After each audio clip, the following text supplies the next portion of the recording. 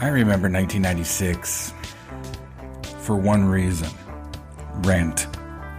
I was 26 years old. I had just been in New York a few years, and I had seen in 95 this very rough version of Rent at New York Theater Workshop, and I was just mesmerized by it.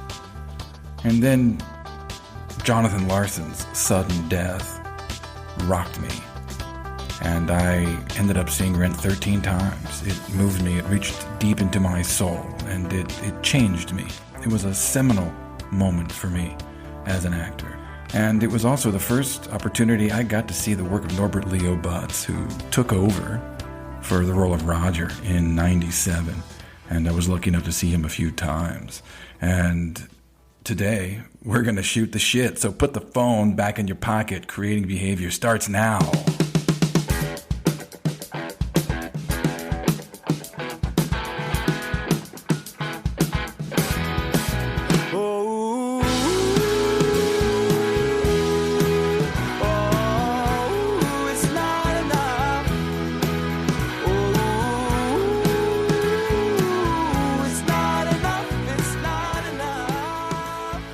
Well, hello, my fellow daydreamers. Happy September.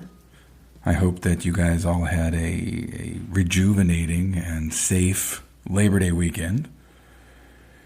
I don't know about you, but I have anxiety going into the fall here and the winter. There's a lot going on, right? We've got the fear of a second wave. All of you parents who I have such empathy for, you guys are dealing with your children, and certainly I'm sure the last 5 months have just been unbelievably difficult. And now, how do I get my kids back into class? Is it safe? And it just certainly seems like, collectively, we just don't know what the fuck we're doing. So I hope it all works out. And then we got a huge election, November 3rd. So make sure that you do what you need to if you're going to vote by mail. Make sure your vote counts. It's important. That's my PSA for today. Every once in a while, you meet somebody that this leaves an impression on you, right? In a surprising way. Beyond kind of the superficial, stuff that comes from, a first meeting, but sometimes you can get in a conversation with somebody and you leave that conversation and it sticks to you, right? You end up playing it over in your head, or you just reflect upon it as the weeks go by, because it was interesting, it was deeper than your normal conversation with somebody, and that's how I felt when I met Norbert for the first time. And this was really just back in February, right before, the world got turned upside down. We were sitting in my office at the studio because he was looking for somebody to help coach him on a piece of material. He wanted to take on a major part, and he had time on his hands. And so we were going to work on Moon for the Misbegotten, the role of Jamie, this really just gargantuan role in that Eugene O'Neill play. And, he was feeling stagnant, and I was actually feeling a little stagnant. And, you get into this rut, for me personally, teaching, you're showing up every day and you're doing your thing, and you do it well, and it doesn't really take that much effort. And Norbert was talking about the same thing, just kind of, you get into a show, you pull on your old bag of tricks, you do your thing because you do it well, but there's just something unfulfilling, right? If you're a real actor and you want to dig into some really challenging material. And so we both found ourselves kind of in this really, deep and interesting conversation just about acting and about art and about the struggle of kind of keeping yourself creatively satiated as these years go by. Both of us now in our 50s. And how do you stay motivated and excited about the work? And so we were all set to dig into this play together. And then, of course, life goes awry, and I end up in Guatemala for 3 months, and it just didn't happen. But we kept in touch, and I just think he's a hell of an actor. I have been watching this guy for over 25 years. I've seen him in so many things. My God, I've seen him in Wicked. I've seen him. He took over for Jeremy Piven in Speed the Plow, which was just to do that's pressure. To come in on a Broadway stage and take over for one of the leads. I saw him in Dirty Rotten Scoundrels, Catch Me If You Can, both Tony Award-winning performances, Big Fish. And I'm not a musical guy at all, but I'll see him in any musical. I will. He's really, really good. He's transformational, and he's good at everything, man. He can sing. He's got a rock voice. He can dance, and he's got legit chops. He's got a deep emotional range, and certainly on television. If you've seen him play Paddy Chayefsky, the great writer, playwright, screenwriter in the FX miniseries Fosse Verdon, it was great. And then, one of my favorite performances of his, Kevin Rayburn, in the Netflix series Bloodline, the troubled younger brother with a, on and off again cocaine addiction, a murderer eventually. If you haven't seen that show, you got to add that to your list. It's very rare that you get a combination of incredible writing, great storytelling, and ensemble acting. It's great. So you should watch it if you have not. But that talk in my office stuck with me, and I'm just thrilled to be able to share with you more of our conversation. So let's just get right to it, shall we? This is Norbert Leo Butz. I loved our talk too, and when this is over, we are going to work on something, even if it's privately. At the time when I called you, I had just finished work on that miniseries Fosse Verdon, and I was working with Sam Rockwell, who I had done another film with a few years before that. We've become really, really good friends. And Sam is a really unique, he's a real unicorn. That guy, has an Academy Award, talented as hell, talented as hell, has been around forever. Just start channel surfing on your cable and find how many Sam Rockwell films are showing. And he's a theater guy. And he is a theater, and he always comes back to stage. And there's nobody I've ever worked with that loves acting more than Sam Rockwell. Everybody says that about him. I really don't. That's all he wants to talk about. It's all he's like a 10-year-old still when it comes to acting. The like almost mischievous, boyish excitement he has for it. It was when we did this little independent film years ago that nobody saw. It was during this big, FX big budget production. He still got it. He is relentless in the amount of work he does. It's just constantly in the script, constantly throwing out ideas. He's just excited and wants to talk about acting 24/7. And so do I. Yeah. He's a cinephile. He's a theater geek, and he continues to study acting. He continues to study acting. He continues to see a private coach. He continues to work on different movement techniques. And that really rubbed off on me. And I was talking to him, and I said, Sam, I've been working more in TV and film, which is a great thing. I've got 3 kids to support, but it's really, really easy to lose sight of why we started to do this in the first place. Sometimes on a film set for a long time or on a TV show for a long time, the waiting is interminable. The scripts give you sometimes so little to work with. You can tend to get typecast for all these reasons. You can kind of, show up for work with kind of a laissez-faire attitude, and think, well, I've got no real power in this, so I just have to come and sort of. And Sam just he doesn't work like that, man. He's like, "This is a great fucking part, man. It can be the three line thing." And he's and I thought he's absolutely right, man. I had been I don't know, maybe just a little. I don't want to say lazy because I'm not a lazy person, but uninspired by a lot of what I was getting. And then I just had Sam's like, oh, you know what you should play? You need to play. You need to do Iceman Cometh. You know, he would say that to me. I was like, oh, you would be so fucking great in Inherit the Wind. Like he would throw out these titles, and I'd be like, oh my god, I never thought about that. He's absolutely right.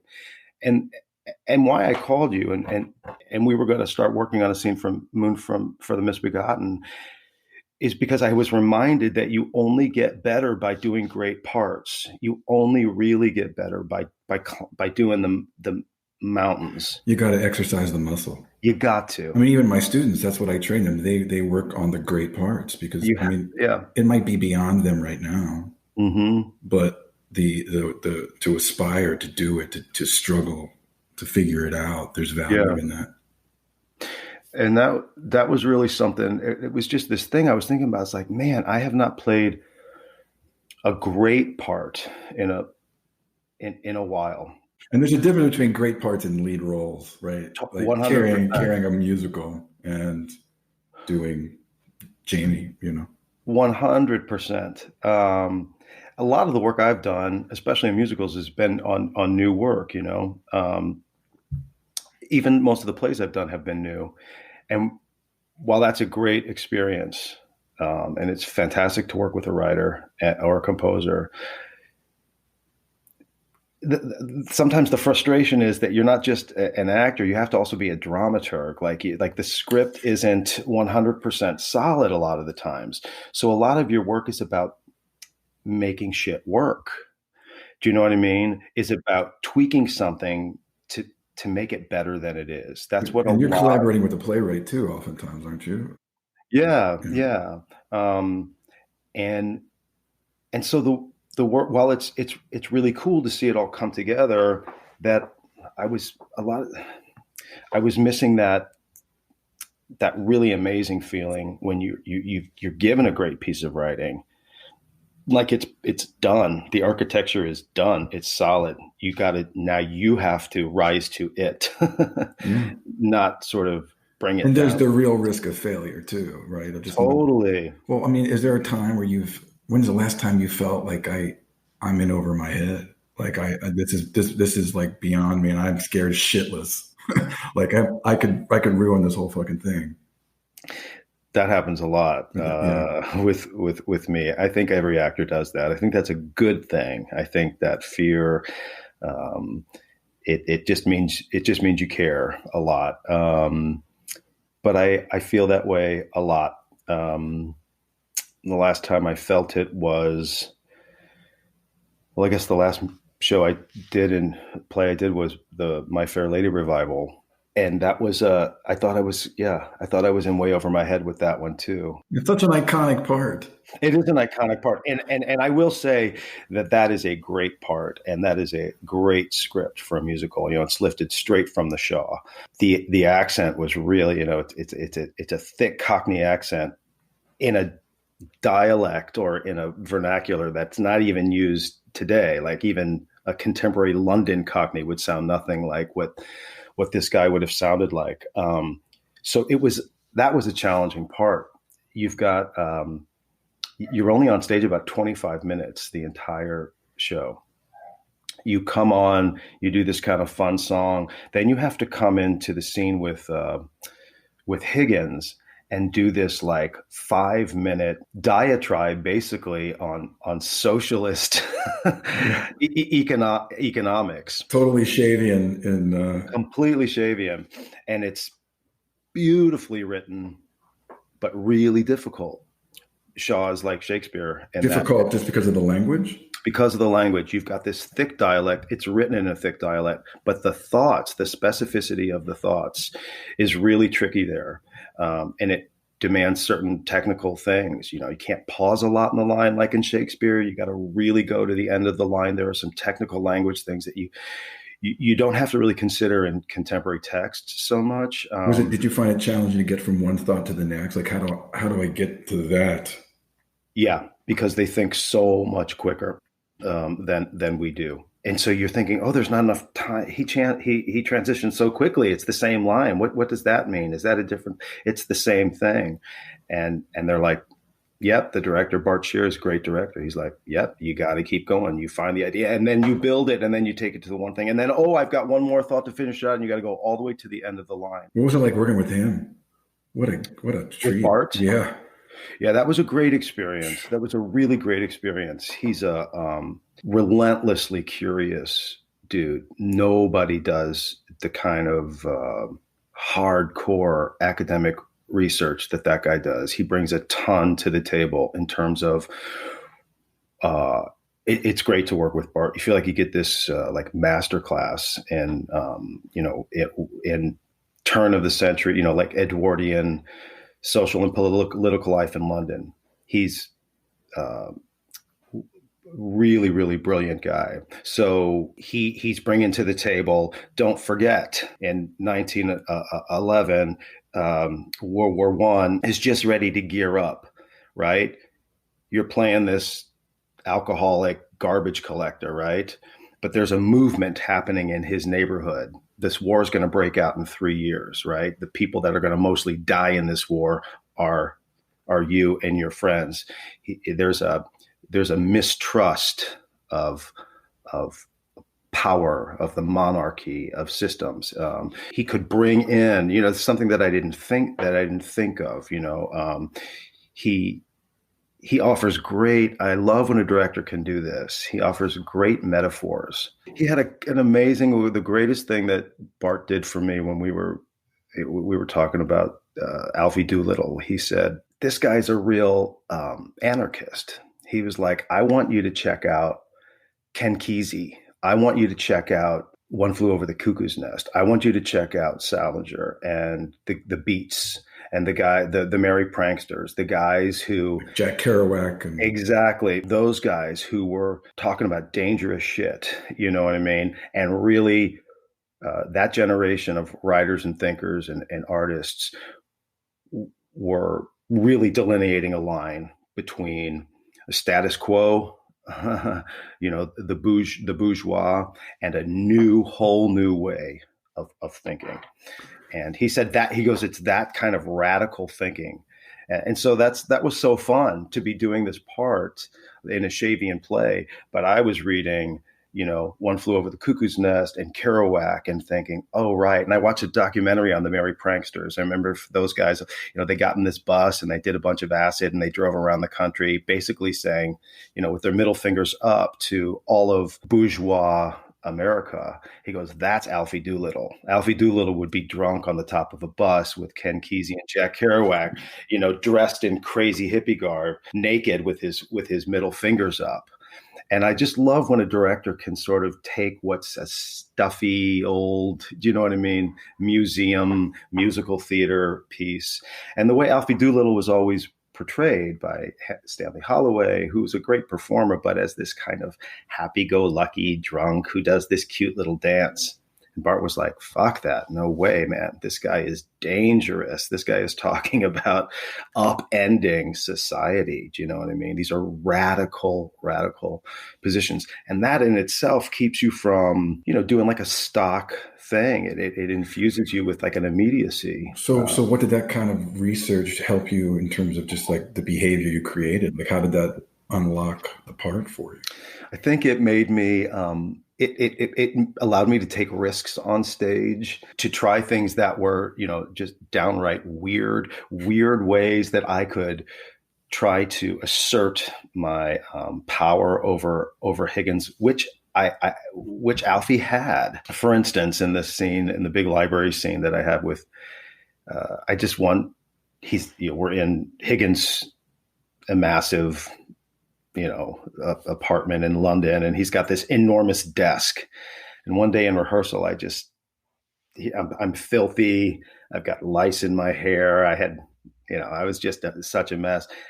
And I'm doing the speech, and I just went to the desk, and I just sat down in his desk and sat back and started playing with the different things on his desk. And then I just sat there this one day in rehearsal and just sat and looked at him for like 45 seconds. You know, it was this, and I knew Bart was loving where it was going, with just this smile on my face. It was reading about those guys, Kesey and Kerouac, that was just sort of like, I don't know, it just allowed me to kind of, what are ways that I can really fuck with this guy? And did it fuck with him? I mean, did you unnerve him? I did. Yeah. I did. Now, did any of that stay? Like, did that sprout into something that stayed in the show? It did. And Bart's really great because, in rehearsal, he allowed me to take a full minute pause and just stare at this guy. When we got into tech, I couldn't take a full minute pause. But, he's saying, okay, we got to move that along now. I want to keep that. But, then I didn't need the full minute. I could do it in 4 seconds. Yeah, it's all about ideas, isn't it? I mean, you got to have It ideas. really is. Rehearsal is about, we all agree on what the circumstances are. We all agree on what the objectives here are. We all know the words inside and out. We all understand what it means. Now, how do we choose the most exciting, the most theatrical, the most, innovative ways of pursuing those objectives, so that it doesn't become rote and easy. Yeah, I mean, I heard you say once that you're not something like to sit down and memorize his lines. That like it's all about the physicality for you, right? Like, yeah. Like, do you work from the outside in? Do you work from the inside out? Do you have like a process that like you've just kind of like you go to and turn to when you start to approach something? I think I do, and which isn't to say it's always exactly the same, because you got to adjust to what the material is. You're not going to work on certain things like other things, but I do think, I think it's a combination of the two things. Basically, Charlie, what I try to do with any part is, I always feel like I'm sort of like the defense attorney for whatever character I'm playing. So, like an attorney would do, what I try to do is I make a list, everything that I have in common with the character, gender, basic age, he's a father, I'm a father, he's, whatever it is. And that all goes in one list. And then I look at everything that we don't have in common, the character is a murderer. The character is a pedophile. The character is a cop. The character is X, Y, or Z, and then the work is about like a negotiation between those things. It's about bridging the gap and saying, okay, well, I've never murdered anybody, but I think I've been so angry at somebody that I have.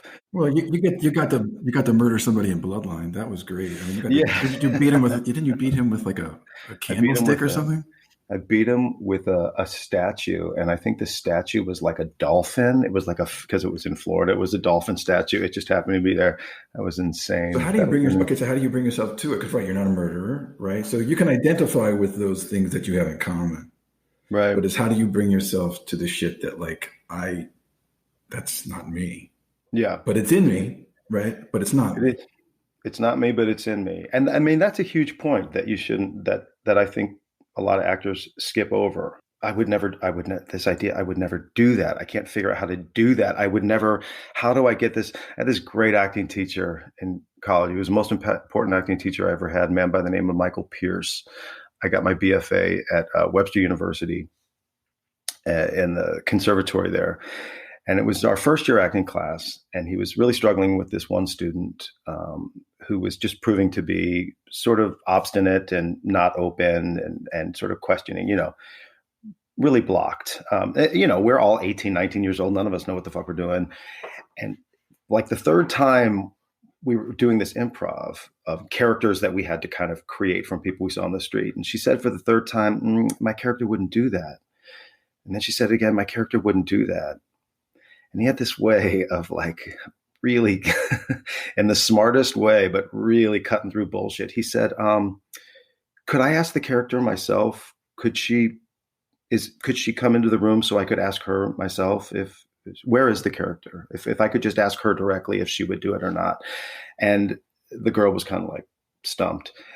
But the point he was making was, you're it. you're the character. It's all coming from you. And what we will or will not do are largely subjective things based on a million other things. You've got to find the humanity in whoever you're playing, right? I mean, I don't care if you're playing Hitler or you're playing, well, I mean, How I Learned to Drive. I mean, right. Like no one's trying to be an asshole. No one's trying to be evil. Right. No one's has the intention of saying, no one has the knowledge. Right. I'm a pedophile and this is just what I do. That's not how we think. That's not how people behave. But you got to justify it. I have to justify it. This was a man who was, in the case of How I Learned to Drive, who had fallen in love with his niece, full on fallen in love. She was 12, 11 or 12 the first time. Little note there, footnote on that. Now, the playwright, Paula Vogel, does a great thing that she has the part played by an adult woman. And so you don't have to go into like terrible places in your head. You don't have to do that. I'm sitting across from an extremely beautiful woman who's in her 30s, pretending to be an 11-year-old. What Uncle Peck does in How I Learned to Drive is pursue a love affair that he feels like he cannot live without. He knows it. I know what that feels like. Are you kidding me? I've been through a divorce. I've been through breakups. I've lost my mind over women before. Lost my fucking mind. No doubt. I've never sexually abused anyone. I have never done the things that Peck drank himself to death. But, I stopped drinking 10 years ago because I used to drink too much. There, but for the grace of God, go I. So these leaps we think we have to make. Oh, I would never do that. The older that I get, maybe it's more experience, maybe it's opening up to what I don't have. It's like, I can understand Peck 100-fold. Definitely enough to portray him on stage. Yeah, especially when you frame it like that. There are parts that you can get offered or things that you can read where you're really just like, I don't get it. Like, I really don't get it. Or I really can't stand this person. Have you found yourself in a part where you're like, I don't fucking get this? Yeah, I mean, I have to say, I've never accepted a part for a role that I thought was just, was just offensive to the core. That's one thing. I have taken parts knowing that there was a really great character in there, but the play wasn't ready or the musical wasn't ready. And that's a really tough position to be in. I've had to learn the hard way. Sometimes you think, oh, it's not quite ready, but it could be so good only if this and this and this were done to the script. But I love the part and I really like the director. And then you get in there and more often than not, those are really disappointing jobs because, it's so cliche to say, but it really, if it ain't on the page, it really isn't on the stage. No, it's not. It's just not. And you can, and this goes back to our original thing. I think that's why I came to see you. I had gotten in this point in my career and I've had some success, of making things, of making things work that weren't quite ready, and just like trying to get things over the finish line. And that's not the same as doing really great work. You know what I'm saying?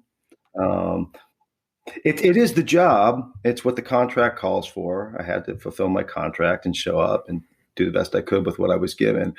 But the feeling that you get as an actor when you're really flying, you really get lost in something. And do you feel like an actor when you're doing TV and film? Is it I mean, it's a different medium, but like, does it artistically satiate you in the same way that theater? It can. I've had experience that have been extremely rewarding. They don't come often, but they don't come often on stage either. Most of the times we're like baseball players. Most of the time it really is a striking out or foul tips. But I have had it on camera. It took me a while to get there. I think when actors have spent as much time on stage as I have, and then you start working in front of a camera, there's a learning curve you have to go through. There are habits you have to get out of. But I've had some really, really great experiences, and it usually comes from what I like about films or television. I'm getting ready to go do a series up in Vancouver. Thank God my job came back to me. Here's what I like about it. I like the egalitarian kind of approach to film and TV work. I heard Jodie Foster say this in an interview one time, and I've never forgotten it. She said, for her, the actor is another crew member.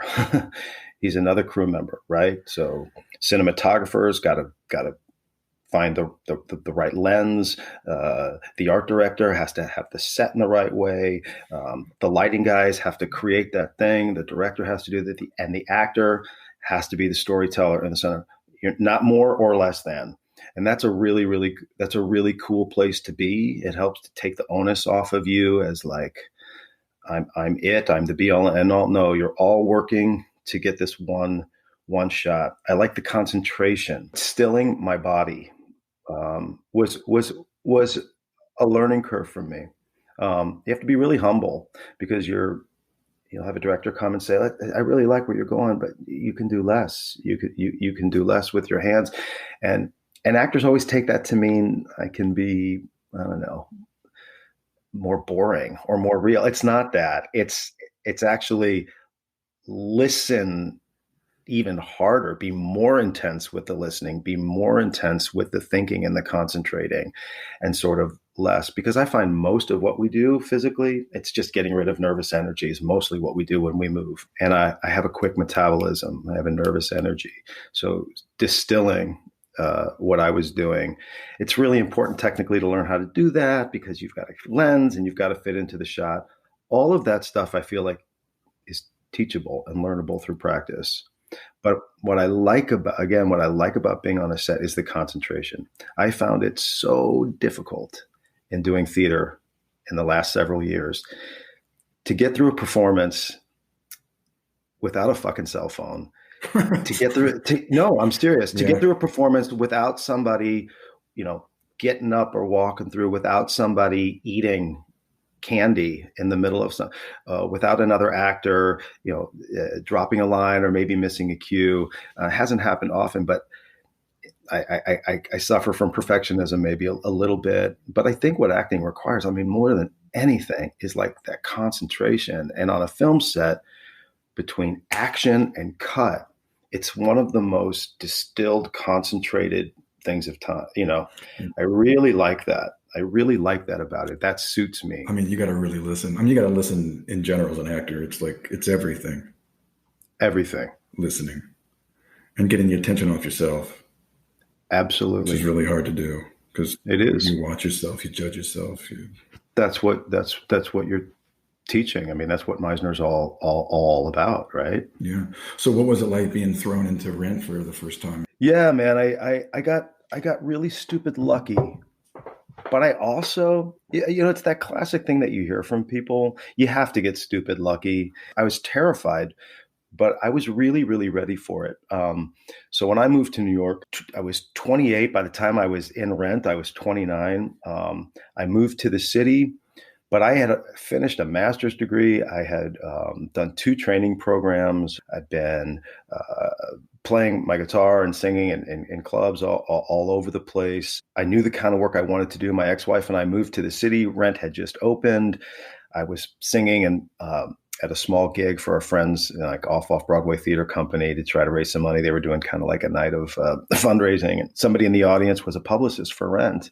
And like 2 days later I think the show was open like 3 months at that point. And it was huge. 2 lead actors both of them were having personal issues that was forcing them to miss a lot of the show. So they were in dire need for an understudy for both lead male roles. And so when I came to New York, I did not have a musical theater background. I had kind of a straight acting background. I had done a lot of theater, could assimilate and learned quickly. But then I also had the musical skills because I had this kind of side rock and roll. So I was sort of like ready to go. And it's so funny, Rent was the first Broadway show I saw, and it was the first show I was in. Did it blow you away when you saw it? Were you just like, this is amazing? It was, and I'm not a super confident. I struggle with insecurities and stuff, and that was one of the rare gigs. I waited outside with a friend of mine. We sat in the front row. We waited hours for our tickets, and the show hadn't been going. I made 20 minutes into it. I said, I could do this. That's my. I could do this. That's my part. And when that comes in, it's not vanity and it's not ego. It's just a simple fact. It's I know who I am. I know what my skills are, and this show could really use them.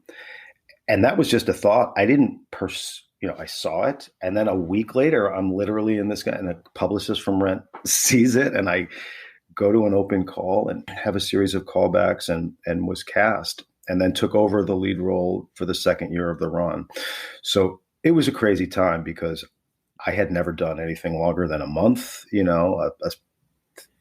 a regional theater length of a run of a play. And here I am in Rent for a year and 10 months. It changed the whole course of your life. You come to New York thinking you're going to be a serious Shakespearean, right? Actor. And like, what? And then you come to New York, you think, my career is going to be one thing, and you have this fantasy about what it is. Yeah. Yeah. And then it actually becomes. Took me in a whole other direction. I have nothing but gratitude. I mean, my God, how lucky can you get? I was able to, I was in New York for 3 months, and I get, the best Broadway contract I could. It allowed me to buy my first apartment.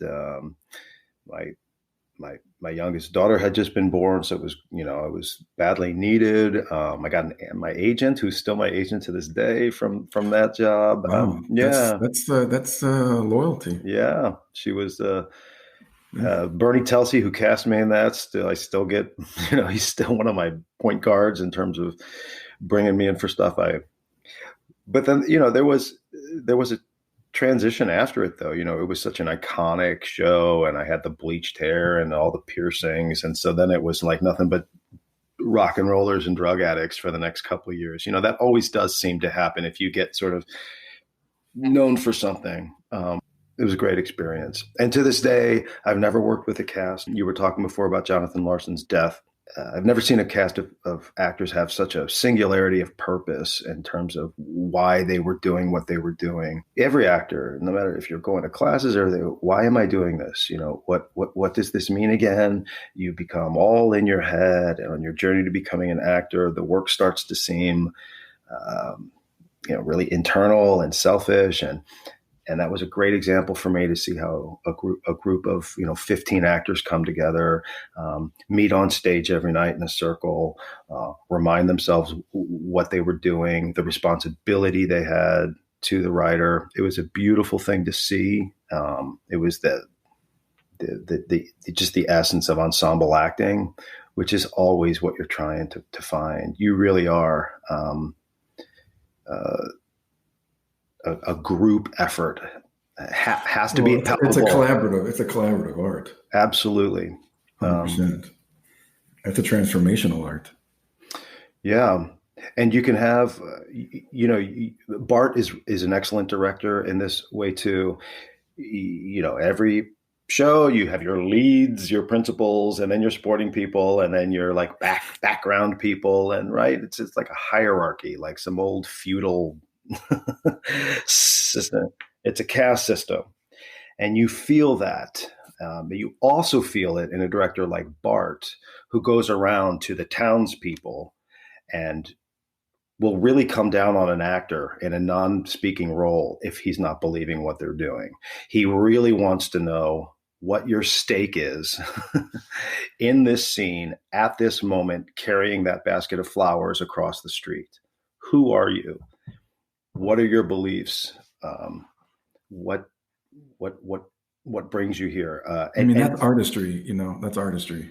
It is, and you feel it. An audience feels it. They don't know they're seeing it. They don't know they're experiencing it.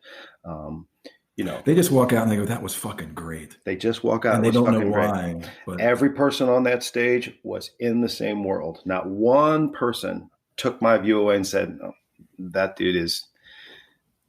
I don't know, some guy who, I don't know, goes to Juilliard. Like that's not the guy. That's not the character. That's some guy, and he's not fitting into this other thing. And you see, and all the great theater makers, from the group theater to Steppenwolf to the Circle in the Square to all of those, that was the aesthetic. Everybody of a world, as much investment in the small roles or even the nonverbal roles as the leads.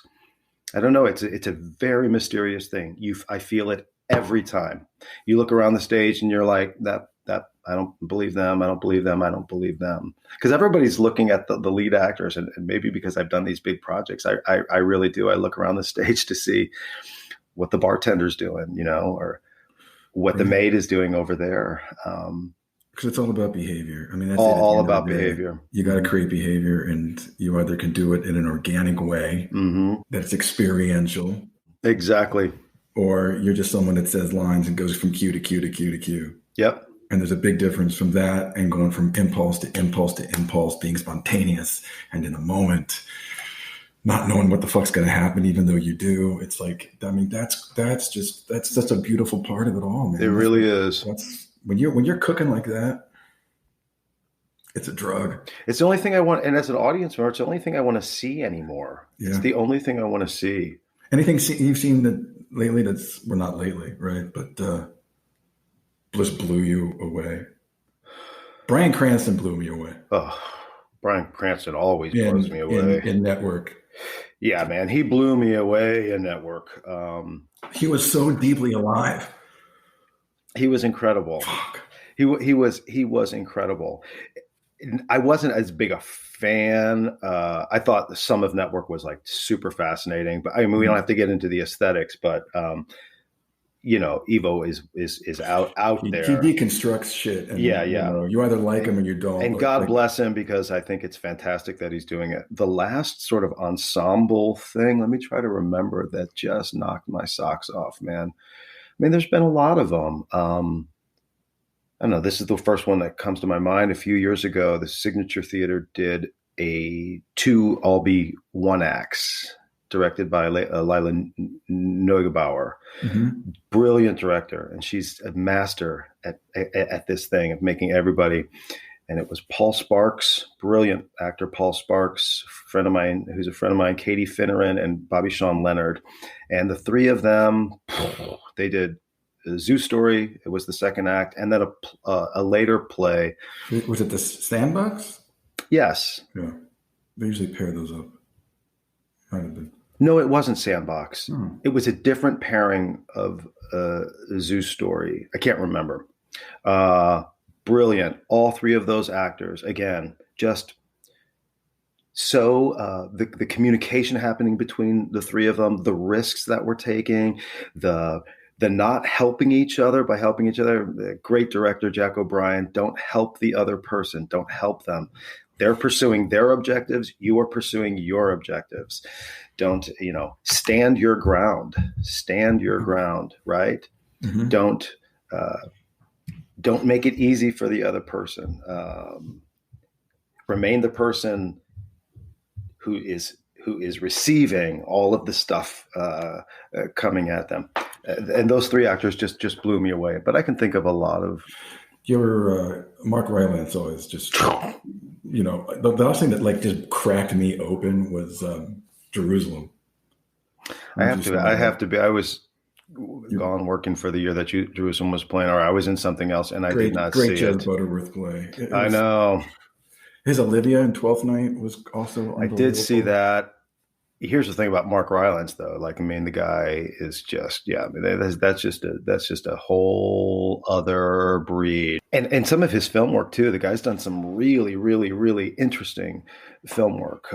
Really still, really intense. And then to see him do Boeing, which was this farce, ridiculous farce, and what he was creating was just magic, man. That guy is just incredible. Yeah. I mean, when you're watching good acting, when you're watching actors that are just completely in the moment, it is a special thing to behold. It is. And for somebody like a Mark Rylance, that's a theater actor. I know he's got an Oscar, and I know he's, is one of the most respected actors in Hollywood now, but at the core of him, he's a theater beast. He's a dyed in the wool, true theater artist.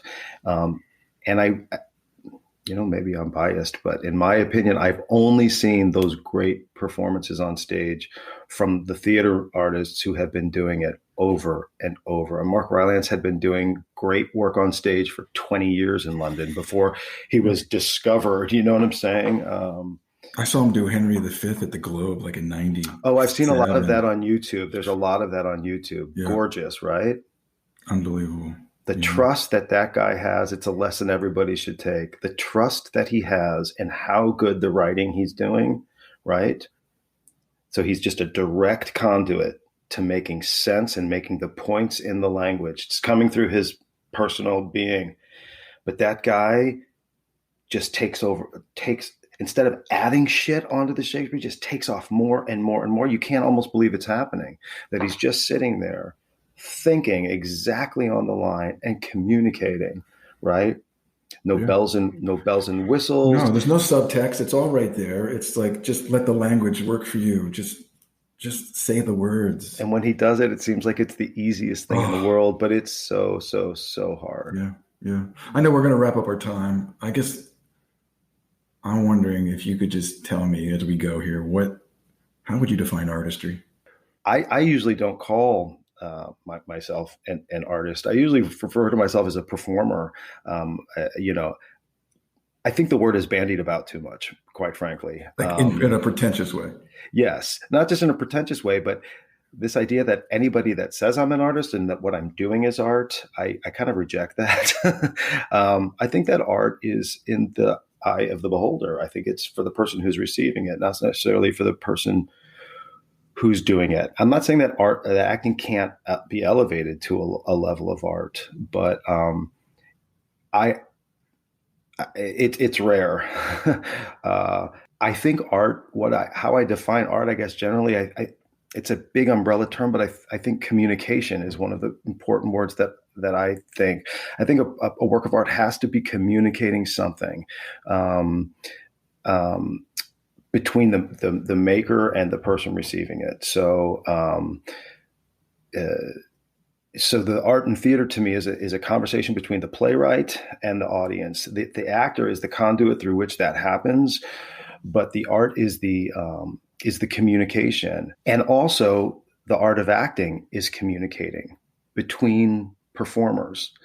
So it's a communication within a communication is how I think of theater art. And I like thinking of acting as communicating, as opposed to something like, I don't know, emotionally. I mean, I know of course it's living truthfully under imaginary circumstances. Everybody agrees that that's literally what it is. But I think philosophically what it is a communication of an idea or a theme or storytelling. Telling a story is a form of communication. So I think it all falls under the umbrella of communication. And if the communication is not received, I don't know that it can be considered art. I'm sort of, splitting hairs. You mean if the communication isn't received by the audience? Correct. Somebody can intend to make art, but if there's something lost in the communicating of what that artistic idea is, and it's not received either through problems in the writing or in the directing or in the acting or something that's getting in the way of that communication, right? Then it was a shot at art, but it maybe missed the mark. But communicating, and that becomes vital to me right now. I don't think theater's over. I think we're getting ready to go into a whole amazing new fucking thing. Yeah. Because I think what's happened right now, because of a bunch of things, I think we can definitely lay some blame at the leader of this country, but the lack of communication, the lack of people talking, the lack of sharing ideas, we're losing our abilities to communicate. There's no communication happening, right? When in social media, there's no. We're in our tribe, right? So, fuck you if you're not in my tribe. And then yeah, man. The other tribes are fuck you, and boom, no communication. Communication's done. We're decaying, and we're rotting from the inside, and it is art It's theater, it's storytelling, like you were saying. That's got to help us. Like, I agree. I think all reconnect to our humanity. 100%. And I think all of the arts do that. I think theater does it in a super profound way, human to human. But music is a communication. Visual art is a communication. Dance is a communication. It's a communication of ideas that yes, appeals to our hearts and to our souls, but it gets an idea or a dialogue out there. And I also think what art is, it's like a shot of vitamin B to our empathic natures. I think it is so critical and crucial. And again, this is where the theater is so important. We've lost our empathy in this country. We've lost our compassion, our shared humanity. We have no empathy from our president. We have none. And it just trickles down. And it just plays and in some ways, maybe it's exposed this lack of empathy that has been sort of building up. And the theater seeks to break that down and sort of recharge all of us in an intellectual and spiritual and emotional way. Well, my fellow daydreamers, thank you for sticking around. I hope that you found that conversation as creatively satiating as I did. Please follow the show. Subscribe to it wherever you get your podcasts. Review it on iTunes. It would be a great help to me. You can go to the website, creatingbehaviorpodcast.com, for all of the information, the links to everything we talked about today on this episode, on all episodes. You can follow us on IG at Creating Behavior. Follow my studio at Maggie Flanagan Studio. Lawrence Trailer, thanks for the music. I'm going to leave you with a Stella Adler quote today. She said, "You want to be actors because your souls have not been used up by life. Stay resilient, playful out with yourself, and don't settle for your second best." My name's Charlie Sandlan. Peace.